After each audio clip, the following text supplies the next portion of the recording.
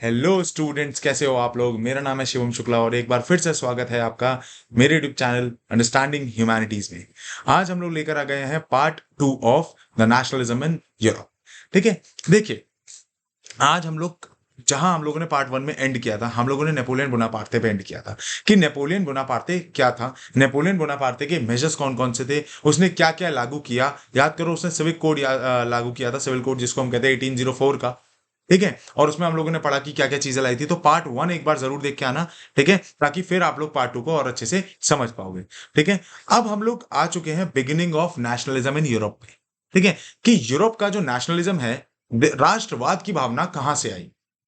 अगर आप देखोगे, ये जो वर्ड आप देख रहे हो है ना, इसमें आप देख रहे हो कि राष्ट्रवाद की भावना जो है यूरोप में, वो कैसे आएगी। सबसे पहले हमें ये देखना पड़ेगा। ठीक है, देखो, अगर हम मिड 18 सेंचुरी के मैप में देखेंगे ना, जो कि आप यहाँ पे देख भी सकते हो, तो यहाँ पे आपको बहुत चीजें दिखाई दे रही है। यहाँ पे आपको अलग अलग नेशंस दिखाई दे रहे हैं, अलग अलग कंट्रीज दिखाई दे रही हैं, अलग अलग एम्पायर दिखाई दे रहे हैं, छोटे छोटे रोमानिया, बल्गेरिया, सर्बिया, है ना, ऑस्ट्रिया, है ना। और आप यहाँ पर क्या देख रहे हो कि अलग अलग राजाओं के कंट्रोल में है। ठीक है, यहाँ पे अलग अलग एथनिसिटी है, अलग अलग कल्चर है, अलग अलग राजा फॉलो कर रहे हैं, अलग अलग राजा राज कर रहे हैं इन पे। तो यानी कि सब कुछ डिफरेंट है। There is not even a single concept of nation state. कोई भी सिंगल कॉन्सेप्ट नहीं है नेशन स्टेट का। ठीक है, अब आप ये देखो, एक चीज आप यहाँ पे बहुत अच्छी सी नोटिस करोगे कि नेशन स्टेट के बारे में हम लोगों ने पढ़ा था कि नेशन स्टेट क्या होता है। सर नेशन स्टेट होता है जहां पर सेम कल्चर होता है, सेम एथनिसिटी होती है, ठीक है, सब मिलजुल कर रहते हैं, यूनिटी होती है। बट यहां पर ये चीजें नहीं है। ठीक है, तो अब ये चीजें लाने के लिए, ठीक है ना, लोग लड़ेंगे, है ना। और इसके लिए इन्होंने प्रिपेयर भी कर रखा है। कैसे प्रिपेयर किया है? फ्रांस को देख के, फ्रेंच को देख के, फ्रेंच रेवोल्यूशन देखा था इन्होंने। ठीक है, क्लास 9 से रिलेट करो, फ्रेंच रेवोल्यूशन देखा, वहां से इन्होंने रिलेट करा। ठीक है, और उसके बाद राष्ट्रवाद की भावना इनमें जागी, है ना, नेशनलिज्म की भावना जागी, और उसके बाद ये शुरू होगा नेशनलिज्म इन यूरोप। क्लियर है? आगे देखिए, जो आज जो हम देखते हैं, जैसे जर्मनी, इटली, स्विट्जरलैंड, जैसे आज आप देख रहे हो जर्मनी है, इटली है, स्विट्जरलैंड है। ठीक है, वो पहले के समय में क्या थे? वो किंगडम्स थे। ठीक है, वो डचीज, कैंटोन्स, जिनके ना अलग अलग तरीके के राजा थे, अलग अलग तरीके के रूलर्स थे। ईस्टर्न और सेंट्रल यूरोप जो था, वो ऑटोक्रेटिक मोनार्कीज के अंदर आता था, जिसमें अलग अलग बेसिकली लोग रहते थे, क्योंकि अलग अलग राजा थे तो अलग अलग एथेनिसिटी थी।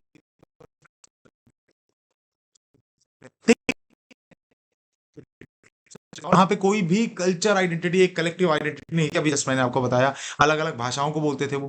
ठीक है, एक सबसे बड़ा एग्जांपल मैं आपको दूं इसमें, हैब्सबर्ग एम्पायर का है। अब हैब्सबर्ग एम्पायर क्या था? एक पूरा राज था। ठीक है, एक पूरा राज था, जिसको हम लोग क्या कह देते थे? Habsburg empire. ठीक है, हैब्सबर्ग एम्पायर। अब देखिए क्या होता है, जब हैब्सबर्ग एम्पायर जो था, ये एक ऐसा पूरा साम्राज्य था जिसके अंदर कई सारी स्टेट्स आती थी। ठीक है, और जो इसके अंदर कई सारी अलग अलग स्टेट्स आ रही हैं, ठीक है ना, इनके अंदर इनकी अलग अलग कल्चरल और इतनी इनकी अलग एथनिसिटी है। मतलब यहाँ पे जितनी भी अलग अलग स्टेट्स रह रही है, मतलब इसके अंडर में जितनी भी अलग अलग स्टेट्स हैं, जैसे कौन कौन सी है? टायरोल है, ऑस्ट्रिया है, ठीक है, हंगरी है, ऑस्ट्रिया है, और आपका सुडेटन लैंड है, बोहेमिया है, एरिस्टोक्रेसी। मतलब आप ये चीज जानो कि यहाँ बोहेमिया तक आप देख रहे हो अलग अलग नाम यहाँ पर दिए गए। सुडेटन लैंड है, ठीक है, आपका ऑस्ट्रिया हंगरी है। तो यहाँ पे आप क्या देख रहे हो कि अलग अलग स्टेट्स हैं, लेकिन इनका राजा कौन है? हैब्सबर्ग एम्पायर का रूलर है। ठीक है, अब आपको एक और चीज अच्छे से सुनाई देगी, क्या समझ आएगी? क्या समझ आएगी कि ये जो अलग अलग स्टेट्स हैं, यहाँ पे अलग कल्चर्स हैं, अलग एथनिसिटी है, यानी कि यूनिटी नहीं है। और इन पे रूल कौन कर रहा है? हैब्सबर्ग एम्पायर इन पे राज कर रहा है। और जब हैब्सबर्ग एम्पायर इन पे राज कर रहा है, तो इनको एक ही चीज बाइंड करके रख भी पा रहा है, मतलब सिर्फ एक ही वजह से ये साथ है। कौन सा? ताकि क्योंकि इनका जो रूलर है वो एक है। ठीक है, और इसी वजह से पता है क्या होता है, ये जो नेशंस है ये इंडिपेंडेंट नहीं हो पा रहे थे। क्यों? क्योंकि उनमें यूनिटी की कमी थी। ठीक है ना, जब इतने छोटे छोटे तो स्टेट है, अकेले लड़ नहीं सकते किसी भी। अगर इनको आजाद भी होना है हैब्सबर्ग एम्पायर से, तो क्या वो अकेले लड़ सकते हैं? नहीं लड़ सकते। ठीक है, तो वो क्या रहते थे, हैब्सबर्ग एम्पायर ने इसका बहुत बहुत फायदा भी उठाया, और क्या किया, इसको अपने कंट्रोल में भी रख के रखा सारी स्टेट्स को इन्होंने। ठीक है, इसमें लोम्बार्डे भी था जहां पे इटाल, तो मतलब आप देखो यहाँ पे लैंग्वेज भी अलग अलग बोली जा रही है।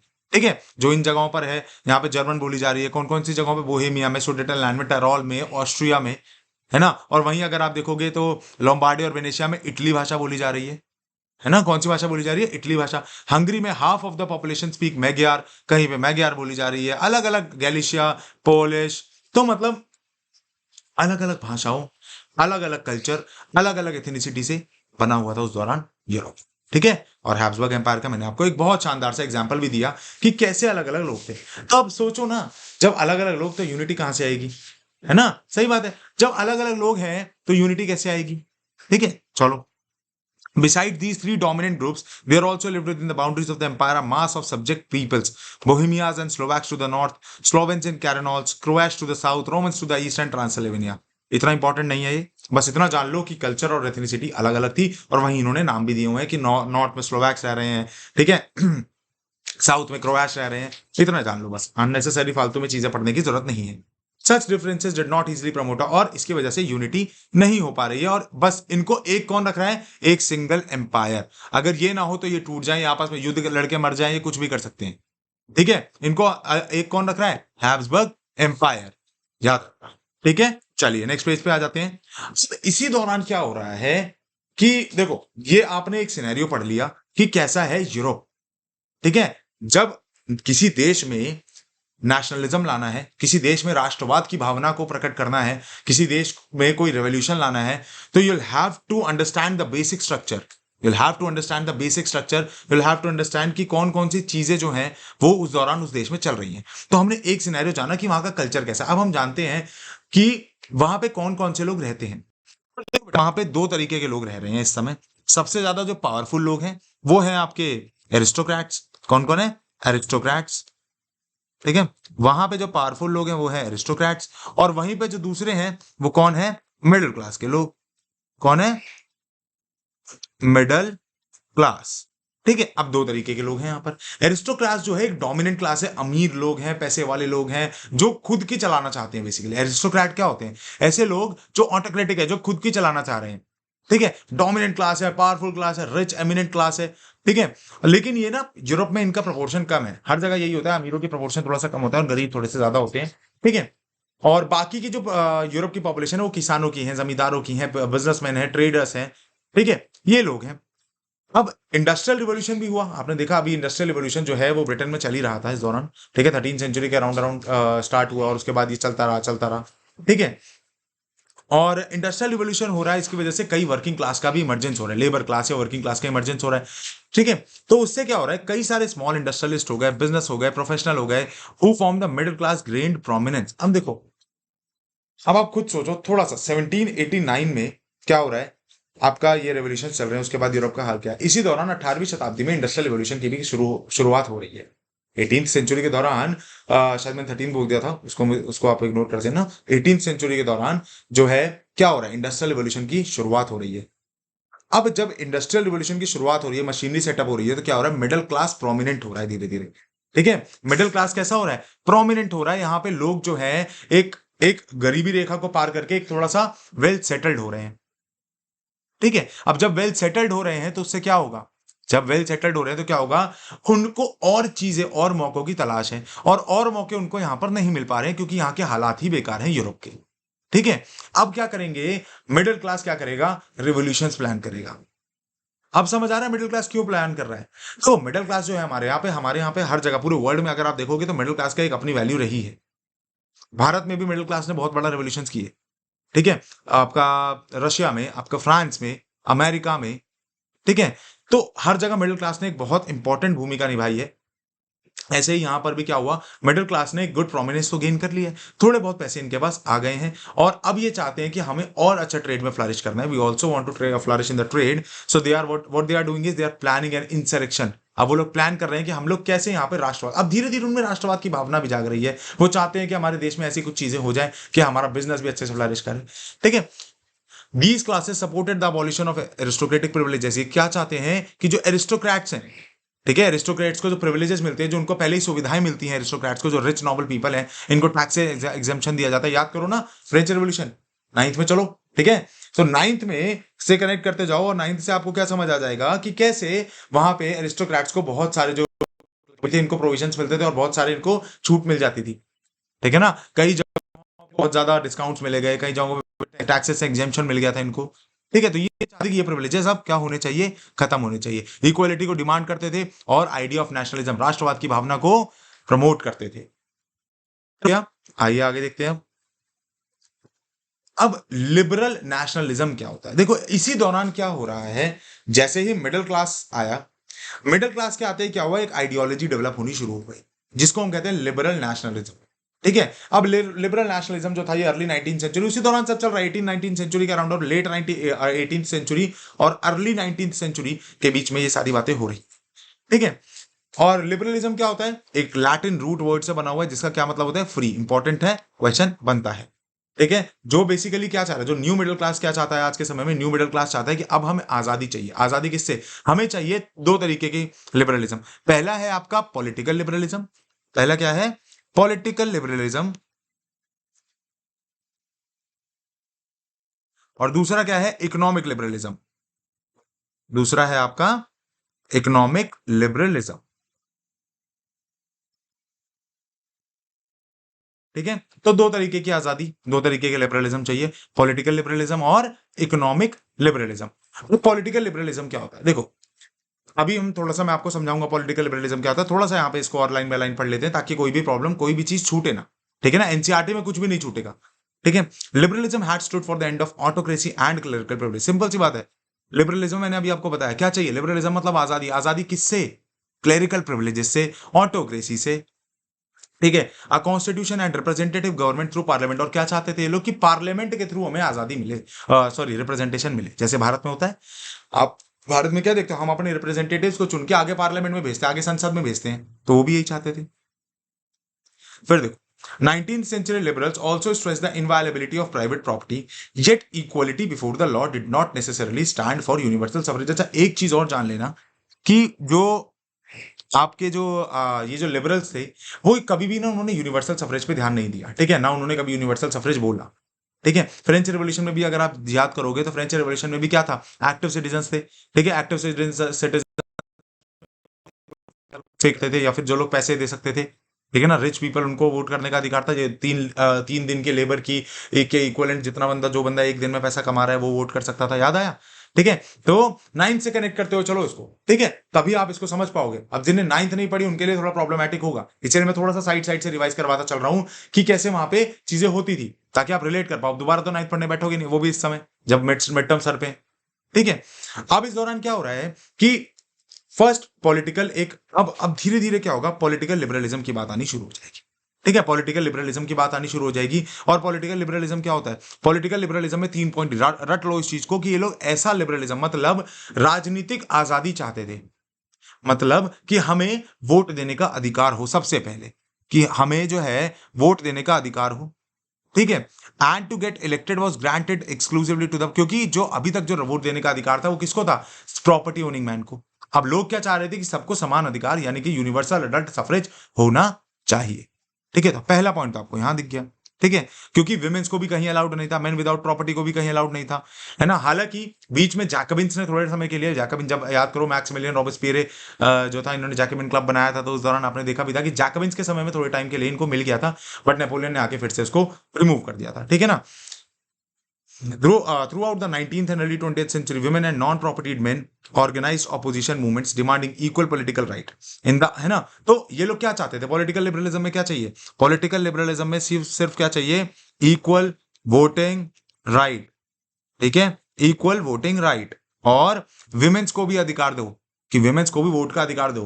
ठीक है ना, तो ये सारी चीजें। अब इकोनॉमिक लिबरलिज्म क्या था, तो इकोनॉमिक लिबरलिज्म क्या था, देखो इन्हें बेसिकली क्या था, पहले के समय में इंपोर्ट ड्यूटीज, इंपोर्ट ड्यूटीज से एक्सेस वगैरह हटाते थे, कि इंपोर्ट ड्यूटीज बहुत ज्यादा लगी रहती थी, तो ये लोग चाहते थे कि हमें पहले तो ये ड्यूटीज वगैरह हटाओ।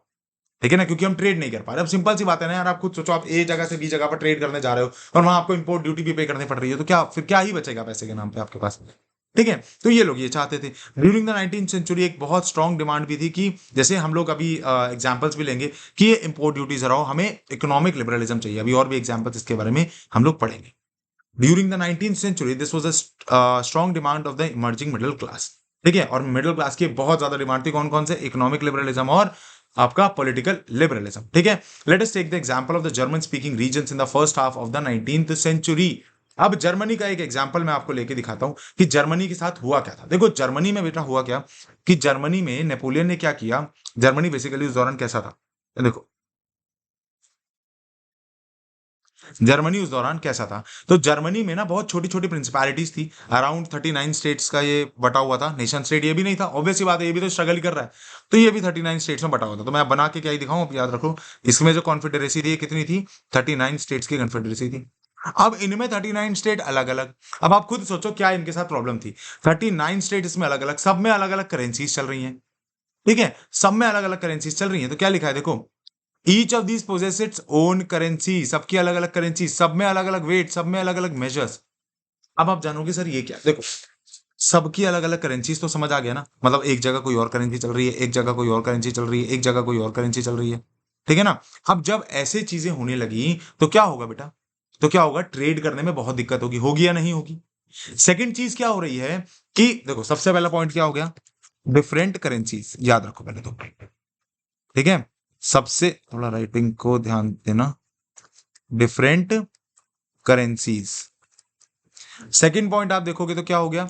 सेकंड पॉइंट अगर आप देखोगे तो इसमें है uniform system of weights and measures. मतलब कि जैसे एक एग्जांपल भी देख लो, होता क्या था, जैसे हमारे यहाँ पे 1 kg इज इक्वल्स टू 1000 ग्राम होता है। और यही यूनिट जो है हर जगह चलती है, पूरे भारत में यही यूनिट चलती है, कुछ अलग तो नहीं है। लेकिन यहाँ पे अलग होता था, यहाँ पे कोई अलग है। यहाँ पे 1 kg इज इक्वल्स टू 1000 ग्राम है, तो यहाँ पे 1 kg इज इक्वल्स टू, दूसरी वाली स्टेट में 1 kg इज इक्वल्स टू 800 ग्राम हो जाएगा, तीसरी वाली स्टेट में 1 kg इज इक्वल्स टू 700 ग्राम हो जाएगा। तो ये प्रॉब्लम थी। इस चक्कर में इस प्रॉब्लम को सॉल्व करने के लिए क्या होगा आगे देखेंगे, बट अभी ये एक बहुत बड़ी प्रॉब्लम थी। सेकंड आप देखोगे कि मेजरमेंट ऑफ क्लोथ, जैसे वहां पे ना एक कपड़ा था, इसको मार्क कर लेना। कपड़े की मेजरमेंट ये पूछा जाता है कि what is the measuring unit of cloth in the in Germany. तो उस दौरान क्या था? एलए। ठीक है, तो एलए जो था वहां पर क्या था? फ्रैंकफर्ट में एलए का क्या हाल था? 54 वन, एक LA is equals to 1 LA is equals to 54.7 centimetre. ठीक है, और वहीं अगर आप ये फ्रैंकफर्ट का हाल था मेंस का देखोगे तो 55.1 सेंटीमीटर, निरमबर्ग में देखोगे तो 65.6 सेंटीमीटर, और फ्रेबर्ग में देखोगे तो 53.5 सेंटीमीटर। हर जगह क्या था? अलग अलग सेंटीमीटर ऑफ क्लोथ्स। क्लियर है? तो इससे क्या हो रहा था कि ट्रेड करने में, बिजनेस करने में, व्यापार करने में बहुत दिक्कत हो रही थी, क्योंकि मेजरिंग यूनिट अलग थी। ठीक है, आ जाओ आगे देखते हैं। अब हम लोग पहुंचते हैं कि लिबरलिज्म में देखो, हम लोगों ने जाना कि मिडिल क्लास के लिए लिबरलिज्म क्या है ना? हम लोगों ने जाना लिबरलिज्म में मिडिल क्लास जो है बेसिकली अब लिबरलिज्म चाह रहा है ना? हमने दो तरीके के लिबरलिज्म की भी बात कर ली। किस किस की बात कर ली? हम लोगों ने सर बात करी थी पॉलिटिकल की, और हम लोगों ने सर बात करी थी आपका इकोनॉमिक की। ठीक है, इकोनॉमिक लिबरलिज्म में अब बात आती है कि इसको सॉल्व कैसे किया जाए। सही बात है ना? कुछ तो प्रॉब्लम है, इतना बड़ा प्रॉब्लम है, हर जगह डिफरेंट मेजरिंग यूनिट है। तो उसी दौरान क्या होता है, 1834 में 1834 में एक कस्टम यूनियन बनता है, एक ग्रुप बनता है जिसको हम कहते हैं जुल्वरीन। क्या कहते हैं इसको? जुल्वरीन। हाँ, जुल्वरीन। ठीक है, इसको हम क्या कह देते हैं? जुल्वरीन कहते हैं। कब बनता है ये? 1834 में। 1834 में एक संघ बनता है, कस्टम संघ, बिजनेस संघ भी कहते हैं इसको, व्यापारी संघ भी कह सकते हो आप लोग इसको, कि जिसका नाम होता है जुल्वरीन। ठीक है, ये किसने बनाया? तो याद रखना, it was made by Prussia.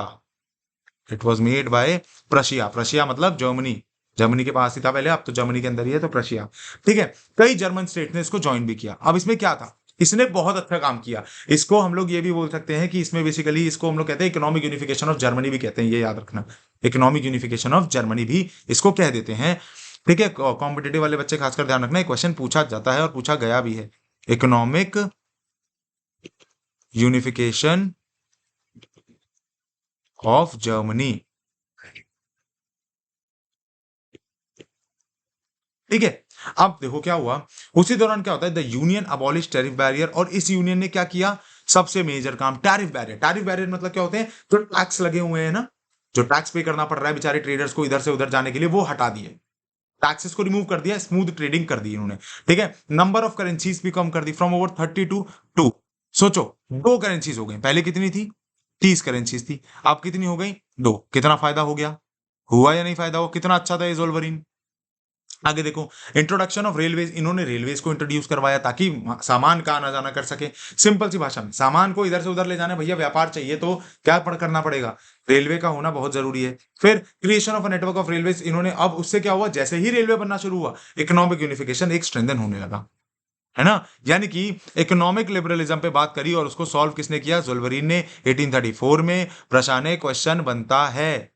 ठीक है, और economic unification of Germany, currencies 30 से 2 कर दी गई। ठीक है, रेलवेज को स्ट्रेंथन किया गया, ये सारे सिनेरियो करे गए। We find that a wave of economic nationalism strengthen the wider nationalist sentiment growing at that time. और उस दौरान इसकी बहुत जरूरत थी। इसकी बहुत जरूरत क्यों थी? उसके पीछे सबसे बड़ा रीजन है कि इसने राष्ट्रवाद की भूमिका को और बढ़ा दिया, राष्ट्रवाद की महिमा को और बढ़ा दिया।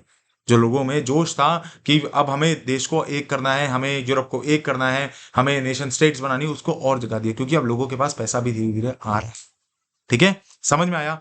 नेक्स्ट पॉइंट देखो क्या लिखा है, राइज ऑफ न्यू कंजर्वेटिज्म। अब इसी दौरान यूरोप में साइड में क्या हो रहा है, यूरोप में क्या हो रहा है, ये सब मैंने आपको बताया। यूरोप के अंदर की कंडीशंस क्या है, कहानी समझते हुए चलना। अब यूरोप के साइड में, बेसिकली यूरोप में जो मेन में सिनेरियो में क्या चल रहा है कि इस दौरान क्या हो रहा है, 1815 में होता है बैटल ऑफ वाटरलू। 1815 में क्या हो रहा है, वाटरलू का होता है युद्ध, बैटल ऑफ वाटरलू। और इसमें क्या होता है, नेपोलियन जाते हैं हमारे हार। नेपोलियन भैया तो गए हार। कौन हराता है इनको? चार दोस्त मिलकर। कौन से चार बेस्ट फ्रेंड थे, है ना, प्रैब जैसे होते हैं ना बेस्ट फ्रेंड्स, तो ये बेस्ट फ्रेंड्स थे जिन्होंने मिलकर हराया। अब बेसिकली बेस्ट फ्रेंड मान लो या जरूरत के साथ ही मान लो, क्योंकि ये भाई साहब अकेले से तो हारने से रहे थे, तो जरूरत के साथ ही भी हम मान सकते हैं। फिलहाल बेस्ट फ्रेंड ही ले लो। कौन कौन से थे? प्रशिया, साथ साथ लिखते चले जाओ, ऑस्ट्रिया,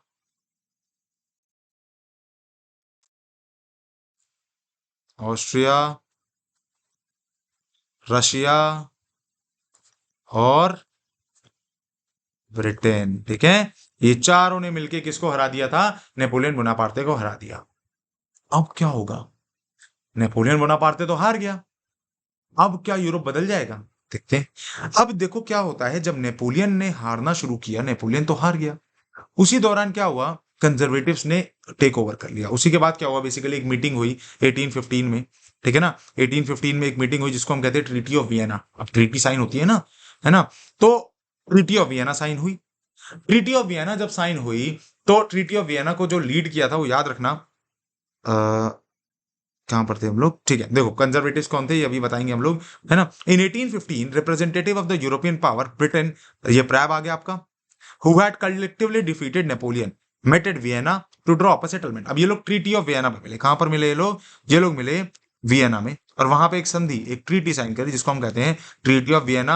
बहुत इंपॉर्टेंट क्वेश्चन है, इसका पूछा जाता है हमेशा से कि व्हाट जो इसके इंप्लीकेशंस है या ट्रीटी ऑफ वियना के इंप्लीकेशंस क्या क्या थे, इसके पॉइंट्स बताना, इसकी सिग्निफिकेंस बताना, है ना। अभी हम डिस्कस करेंगे इन क्वेश्चंस को भी, है ना। तो ट्रीटी ऑफ वियना क्या क्या थी? The Congress was hosted by Austrian chancellor Duke Metternich. याद रखना, इसको होस्ट किसने किया था, बहुत इंपॉर्टेंट है। एक ऑस्ट्रिया का चांसलर था जिसका नाम था ड्यूक मेटरनिक, इसने इसको होस्ट किया था। और जो ऑस्ट्रियन चांसलर ड्यूक मेटरनिक था, ये बेसिकली कंजर्वेटिव था। ठीक है ना, ये कंजर्वेटिव था। ठीक है, और इनका अब ये चाहते क्या थे, इस मीटिंग में क्या बातें हुई, ये जानना थोड़ा सा जरूरी है। ठीक है, कि इस मीटिंग में क्या क्या बातें हो रही हैं, ये जानना बहुत जरूरी है। तो अब हम लोग जानते हैं कि इस मीटिंग में क्या क्या चीजें हुई, क्या क्या बातें हुई। तो देखो, ये भी रब हो गया, चलो कोई, ठीक है। अब देखो इस मीटिंग में क्या क्या चीजें होती हैं, सबसे पहले आपको ये जानने की जरूरत है कि पहला पॉइंट जो है इसमें क्या होता है कि द बर्बन डायनेस्टी को वापस से रिस्टोर करने की बात करी। ठीक है, इस मीटिंग में बर्बन डायनेस्टी को वापस से रिस्टोर करने की बात करी। अब आपका दिमाग ठनकेगा कि सर ये क्या बात हुई, जिस तरीके से, जिस वजह से इतनी बड़ी बड़ी क्रांतियों से हम लोग निकलते हुए हैं, ये चाहते हैं कि वापस उसको रिस्टोर करें, तो बेवकूफी है, ये तो बिल्कुल बेवकूफी है। लेकिन ये लोग कौन है जो ट्रीटी ऑफ वियना में साइन कर रहे हैं, ये भी तो है। चलते हैं वापस इस चैप्टर के स्टार्टिंग में, और आपको मैंने तीन आइडियोलॉजीज बताई थी, लिबरल्स, रेडिकल्स और कंजर्वेटिव्स, है ना। और कंजर्वेटिव्स की जब आइडियोलॉजी आप पढ़ोगे तो वो क्या चाहते हैं कि पुरानी सोच वापस से आए, तो ये वही लोग थे। ठीक है, थोड़ा सा न्यू कंजर्वेटिज्म इसलिए बोल दिया गया है कि थोड़े से चेंजेस के साथ आए थे, बाकी इनकी सोच पुरानी ही थी। ठीक है, ये लोग कौन लोग होते हैं कंजर्वेटिव, जो चाहते हैं, they were of the opinion that the traditional institution of state and society like the monarchy, the church, the social hierarchies, property and the family should be preserved. ये लोग कौन है, ये लोग वो लोग हैं जो चाहते हैं कि राजा, मोनार्की, कॉन्स्टिट्यूशनल मोनार्की जो है, ये सारी चीजें, है ना, ये सारी चीजें जो है ये प्रिजर्व हो जाएं, मतलब वापस से वही सिनेरियो हो जाए जो 1789 के पहले था। ठीक है, 1789 के पहले था। हालांकि प्रॉपर पूरा 1789 के पहले वाले सिनेरियो पे भी ये लोग नहीं जाना चाहते हैं, बट स्टिल 90% जो है ये लोग यही चाहते हैं कि मोनार्की जो है वो बेस्ट है। मोनार्की विद मॉडर्नाइजेशन अगर आप करोगे तो बहुत अच्छी चीज होती है। तो ये कंजर्वेटिव सोच वाले लोग थे जिसने ट्रीटी ऑफ वियना में बेसिकली थोड़ा सा फ्रांस की तरफ से रिप्रेजेंट किया, क्योंकि नेपोलियन को तो इन्होंने बिठा ही दिया था। इन्होंने नेपोलियन की बात भी बोली थी, इन्होंने बोला नेपोलियन को कि आप राजा बन जाओ, ठीक है, आप पावर में आ जाओ, लेकिन चलोगे आप हमारे अकॉर्डिंगली, ठीक है, चलोगे आप हमारे अकॉर्डिंग। अब देखो क्या हुआ, कांग्रेस को होस्ट किया, मैंने बताया आपको क्या कि ऑस्ट्रियन चांसलर ने। अब ये चाह रहे थे कि बर्मन डायनेस्टी, याद करो बर्मन डायनेस्टी कौन सी डायनेस्टी थी सर, वो लुईस 16 की डायनेस्टी, बिल्कुल सही बात है, 1789 वाली डायनेस्टी, ठीक है, जिसको फ्रेंच रेवोल्यूशन में हटाया गया था, उसको दोबारा से ये लोग पावर में ले आए। तो सबसे पहली पॉइंट क्या बना कि Bourbon dynasty restored to power. Treaty of Vienna का सबसे पहला पॉइंट मार्क कर लो, लिख लो, जो मर्जी करना है करो, बट लिखो जरूर, दिमाग में बिठा लो। सेकंड पॉइंट क्या लिखा है, इन्होंने बोला कि जितनी भी टेरिटरीज नेपोलियन ने कब्जा करी है किसी भी देश में, सबको वापस लौटाया जाए। ठीक है, तो सेकंड पॉइंट क्या बन गया कि जितनी भी टेरिटरी फ्रांस ने गेन करी है ना, नेपोलियन के अंडर, ऑब्वियस बात है ना, नेपोलियन ने सबकी टेरिटरी तो फ्रांस ने गेन करी है ना, तो उसको वापस लौटाया जाए। फिर देखो क्या है, फिर इसने और क्या कहा, a series of states were set up on the boundaries of France to prevent French expansion in future. इसने थर्ड पॉइंट क्या कहा कि फ्रांस के एक्सपेंशन से को हटाने के लिए, एक सेकेंड, हाँ, फ्रांस के मतलब देखो क्या था, इनने सिंपल सी फंडा किया, ये है आपका फ्रांस, ठीक है, इसने क्या किया, उसके चारों तरफ अपनी स्टेट की बाउंड्रीज को सेटअप कर दिया। मतलब देखो क्या लिखा है, thus the kingdom of Netherlands which included Belgium was set up in the north and Genoa was added to the Piedmont in the south। इसने क्या किया, यहां पे सेट कर दिया नीदरलैंड को, यहां पे ले आया ये नीदरलैंड को। अब आपको पूरा देश उठा लाया क्या, नहीं, इसने इसकी जो बाउंड्री पहले से ही मिलती थी, वहां पे कंजर्वेटिव रिजाइम वाले लोग जो लैंड को चलाएंगे, क्योंकि छुड़ाया भी तो इन्होंने ही ना, हराया, प्राग ने हराया तो नेपोलियन चला गया, नेपोलियन चला गया तो नेपोलियन के कंट्रोल में ही था पहले नीदरलैंड, है ना, तो अब क्या करेंगे, इन्हीं का कंट्रोल हो गया कंजर्वेटिव्स का। इन्होंने क्या किया, यहाँ पे कंजर्वेटिव आइडियोलॉजी वाले लोग बिठा दिए और इसकी बाउंड्री को कब्जे में कर लिया फ्रांस की। इन्होंने क्या बोला, ऐसे ही इन्होंने यहाँ पे किया, है ना, यहाँ पे देखो क्या लिखा है कि पेडमेंट को साउथ में, Russia was given important new territories on it's western frontier while Austria was given of northern Italy. ठीक है, इन्होंने क्या किया, ऑस्ट्रिया को अलग पावर दे दी, ठीक है, प्रशिया को भी कुछ पावर दे दी, लेकिन इन्होंने फ्रांस के एक्सपेंशन को रोक दिया कि आगे जाके कभी भी फिर से नेपोलियन जैसा कोई बंदा आके फ्रांस को एक्सपैंड ना कर पाए। तो इन्होंने चारों तरफ अपने लोग बिठा दिए ताकि कभी भी फ्रांस अपनी बाउंड्रीज को ना बढ़ा पाए। ठीक है, लेकिन ये लोग बहुत चालाक थे, इन्होंने जर्मन की जो 39 कन्फेडरेशन थी ना, इसको नहीं टच किया, है ना, उसके पीछे कोई वाजिब कारण नहीं रहा, उन्होंने ऐसे ही नहीं टच किया, उन्होंने कहा जैसा चल रहा है यहाँ पर चलने दो, ठीक है, जर्मन की हालत ठीक है तो कोई इशू हमें है नहीं जर्मन से भी, तो हर चीज को क्यों छेड़ना बिना मतलब में। सारे चेंजेस अंडू नहीं करे थे, बट 90% चेंजेस अंडू करे थे, तो इन 10% में से जर्मन का जो कन्फेडरेशन जो नेपोलियन ने सेट किया था बेसिकली ये था। ठीक है, Russia was given part of Poland while Prussia was given a part of Saxony, है ना, सेक्सोनी। तो ये सब याद रख लो कौन कौन से पार्ट किसको दिया गया था, वैसे याद रखना इंपॉर्टेंट नहीं है, तो 3 पॉइंट आपने इसके समझ लीजिए जो ट्रीटी ऑफ वियना में हुए। द मेन इंटेंशन क्या था इनका, मेन इंटेंशन था कि नेपोलियन ने जितने भी देशों को कब्जा किया उसको वापस लेना, ठीक है, और एक नया कंजर्वेटिव ऑर्डर सेटअप करना यूरोप में, यानी कि अब वापस से कंजर्वेटिज्म आ रहा है, जो 1789 के दौरान था वही सेम सिनेरियो अब वापस से आने लगा है ना। और ये लोग कौन थे, ये लोग ऑटोक्रेटिक थे, कंजर्वेटिव जो थे ये ऑटोक्रेटिक थे। ऑटोक्रेटिक कौन लोग होते हैं, ऑटोक्रेटिक वो लोग होते हैं जो खुद की सत्ता चाहते हैं, जो चाहते हैं जैसा हम चाहे सिर्फ वैसा ही होना चाहिए। ठीक है, दे डिड नॉट, इनको ना क्रिटिसिज्म पसंद, इनसे कोई क्वेश्चन भी नहीं पूछ सकता था। ठीक है, और जब कोई क्वेश्चन पूछता था तो ये क्या लगाते थे, सेंसरशिप लॉस, कि कोई भी अगर कोई भी इनके बारे में बुरा बुरा बुरा लिखे, आपका लॉस कानून में कोई बुक में लिखे, न्यूज़पेपर्स में लिखे, प्लेज में लिखे, इनके बारे में जब भी कोई बुरा बुरा लिखे तो उससे क्या हो, उससे plays and songs and reflected the ideas of liberty and freedom associated French revolution, कोई भी ऐसा काम करे तो इनके ऊपर सेंसरशिप लगा देते थे, यानी कि कोई भी इनके अगेंस्ट में बोल नहीं सकता था, है ना। और इसी वजह से अब क्या होगा, one of the major issues taken up by liberal nationalist who criticise the new conservative, और लिबरल नेशनलिस्ट को ये चीज पसंद नहीं थी। सिंपल सी बात है, लिबरल तो है ही आजाद, और कोई आपके ऊपर बांध के रखे तो उनको ये चीज पसंद नहीं आई। ठीक है, जैसे आप यहाँ पर देख रहे हो, ये देखो, ये कंजर्वेटिव्स की एक मीटिंग चल रही है और यहाँ पे आप देख रहे हो कि अलग अलग तरीके के लोग बैठे हैं, लेकिन सबके मुंह पर पट्टी बंधी हुई है। तो यानी कि आप यहाँ पे क्या नोटिस कर रहे हो, यहाँ पे आप ये देख रहे हो कि कैसे लोग बोलना भी चाह रहे हैं लेकिन उनके मुंह को बंद कर दिया गया कि आप नहीं बोल सकते यहाँ पे। ठीक है, समझ में आया कंजर्वेटिव्स कैसे टेक ओवर कर रहे हैं पावर में। अब आ जाओ आगे देखते हैं। These conservatives ideas give rise to liberal nationalist and, और इन्हीं कंजर्वेटिव आइडियाज की वजह से क्या होगा, अब लिबरल नेशनलिस्ट रेवोल्यूशनरीज का ग्रोथ होगा। ठीक है, अब कई लोग ऐसे आएंगे जो लड़ेंगे इनसे, कंजर्वेटिव से। कौन से लोग होंगे, वो लिबरल्स होंगे जो लड़ेंगे, रिवोल्यूशनरीज क्रांतिकारी लोग आएंगे यहाँ पर। ठीक है, जो, क्योंकि अब देखो क्या हो रहा है, कंजर्वेटिव्स ने इनके ऊपर पावर्स लगा रखे, बहुत सैंक्शंस लगा रखे।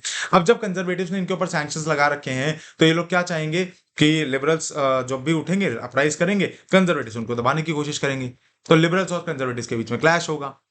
ठीक है, इसी दौरान क्या होगा कि लिबरल्स बहुत पावरफुल हो, सॉरी कंजर्वेटिव्स बहुत पावरफुल हो जाएंगे और लिबरल्स को अरेस्ट करना शुरू कर देंगे। और अरेस्ट जैसे ही होंगे लिबरल्स, ये लोग तुरंत छुपना शुरू कर देंगे, अंडरग्राउंड हो जाएंगे। ठीक है, और अंडरग्राउंड होके ये लोग क्या बनाएंगे, सोसाइटीज। क्या बनाएंगे, सोसाइटीज, जिसमें से हम लोग कई सारी सोसाइटीज का नाम भी पढ़ेंगे। यंग यूरोप हो गया, यंग इटली हो गया, और कई सारे रेवोल्यूशनरीज क्रांतिकारियों का भी नाम पढ़ेंगे, जिसमें हम लोग नेक्स्ट क्लास में सबसे इंपॉर्टेंट टॉपिक देखेंगे, गिसेपी मजनी। ठीक है, और after 1815 many liberal nationalist went underground and established several secret society. I hope यहां तक आप लोगों को समझ आ गया होगा। ठीक है, आज की क्लास बस यहीं तक रहेगी। पार्ट 2 था ये, पार्ट 3 बहुत जल्द आएगा, और पार्ट 3 में मैं कोशिश करूंगा इस चैप्टर को खत्म करने की। ठीक है, और उसके बाद बस ये कहानी की तरह पे समझते जाओ, और इसको प्लीज एक बार रिवाइज जरूर कर लेना, इन्हीं नोट से कर लेना, पूरा चैप्टर रिवीजन हो जाएगा, कॉन्सेप्ट आपका क्लियर हो जाएगा। ठीक है, बाकी लाइक शेयर और सब्सक्राइब करते रहिएगा। ठीक है, थैंक यू।